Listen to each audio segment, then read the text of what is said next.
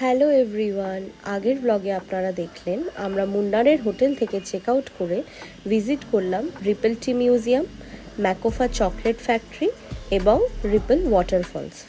সমস্ত site scene complete করে আমরা বেরিয়ে পড়লাম থেক্কারির উদ্দেশ্যে আর পৌঁছে গেলাম থেক্কারির হোটেলে।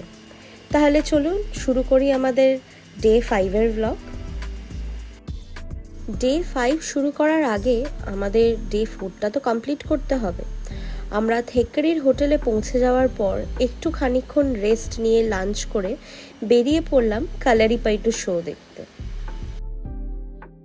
কেরালাতে ইন্ডিয়ান মার্শাল আর্টকে বলা হয় কালারিপাইটু এবং সেটারই একটা শো দেখতে আমরা চলে এসেছিলাম কালারি সেন্টারে, যেটা টিকিট প্রাইস পড়েছিল 300 রুপিস পার পারসন এবং এই শোটা ছিল 1 ঘন্টার। টিকিট কালেক্ট করে আমরা চলে এলাম হলের সামনে, যেখানে কালারিপাইটু পারফর্ম হবে এবং কত রাশ দেখুন, বাপরে বাপ। বসে পড়েছি আমরা আমাদের সিটে এবং পুরো হলটাও আস্তে আস্তে ফুল হচ্ছে। মোটামুটি 300টা মতন সিট ছিল এখানে এবং অলমোস্ট পুরোটাই কিন্তু ফুল। আমরা যা উইটনেস করলাম, চলুন তার কিছু ঝলক আপনাদেরও দেখাই।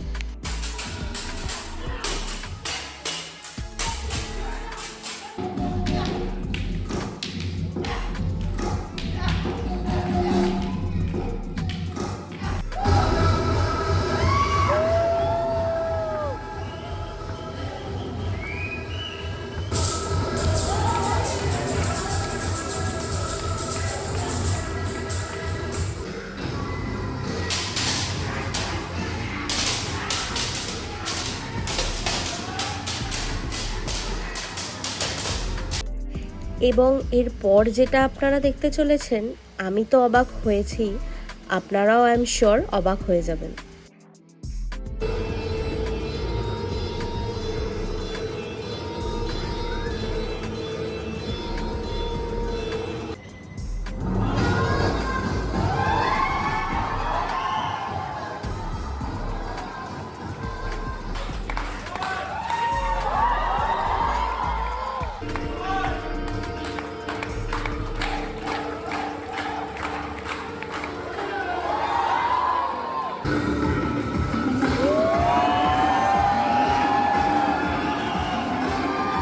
এভাবেই আমরা আমাদের দিনটা শেষ করলাম এবং প্রস্তুতি নিলাম ডে 5-এর জন্য।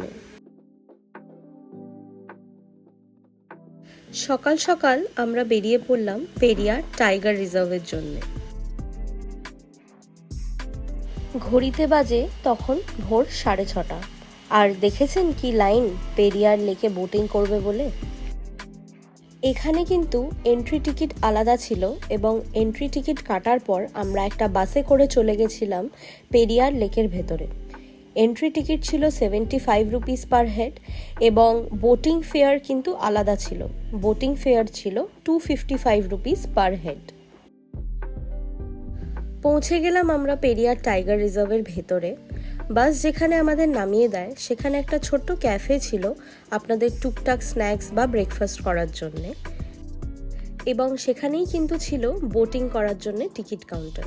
আমার হাজব্যান্ড চলে গেছিল বোটিংয়ের জন্য টিকিট কাটতে, এবং আপনাদেরকে বলে রাখি এখানে কিন্তু 5টা টাইমে বোট ছাড়ে।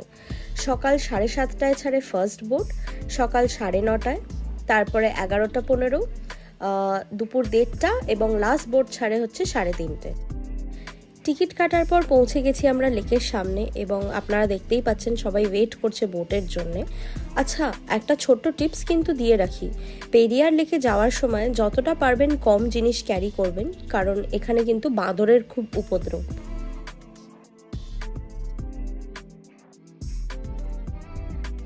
বোটে কিন্তু লোয়ার ডেক এবং আপার ডেক দুটোই ছিল, আর আমরা সিট পেয়েছিলাম আপার ডেকে। তো চলুন আমাদের সাথে এনজয় করুন আপনারা পেরিয়ার লেকের রাইড।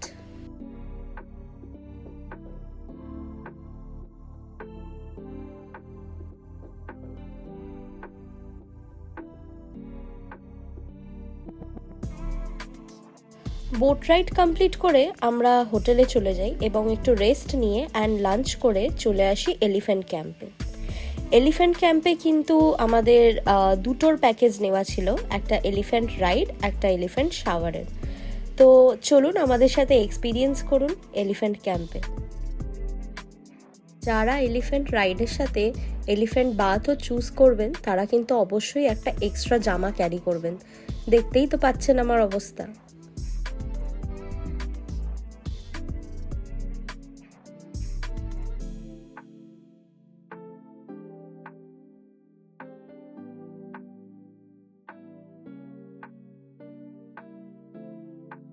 এলিফ্যান্ট বাথ শেষ হয়ে যাওয়ার পর আমরা চেঞ্জ করে চলে গেলাম কিন্তু এলিফ্যান্ট রাইডের জন্যে, এবং তার জন্য ওয়েটিং ছিল কিন্তু 1 থেকে 1.5 ঘন্টা মতো।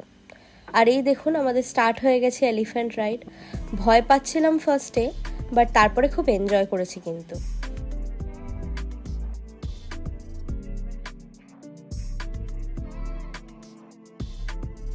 রাইড হয়ে যাওয়ার পর আমরা আমাদের হোটেলে ব্যাক করলাম এবং কিছুক্ষণ রেস্ট নিয়ে আমরা সন্ধেবেলা বেরোলাম থেক্কেরি শহরটাকে এক্সপ্লোর করতে।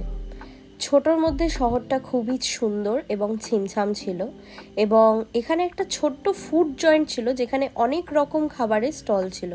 বিরিয়ানি থেকে শুরু করে, ধোসা ইডলি থেকে শুরু করে, পিৎজা থেকে শুরু করে চায়ের স্টলও ছিল। আমরা সেখানেই চলে এসেছিলাম। রাতে আমরা ডিসাইড করেছিলাম বাইরে থেকে ডিনার করব, তাই অর্ডার করে নিলাম এখানকার লোকাল বিরিয়ানি। আর এখানে দেখুন আমার হাজব্যান্ড ট্রাই করছে ইরানি চা এবং ওসমানিয়া বিস্কিট। আজকের ব্লগটা তাহলে এখানেই শেষ করলাম। Thank you for watching. দেখা হচ্ছে পরের ব্লগ।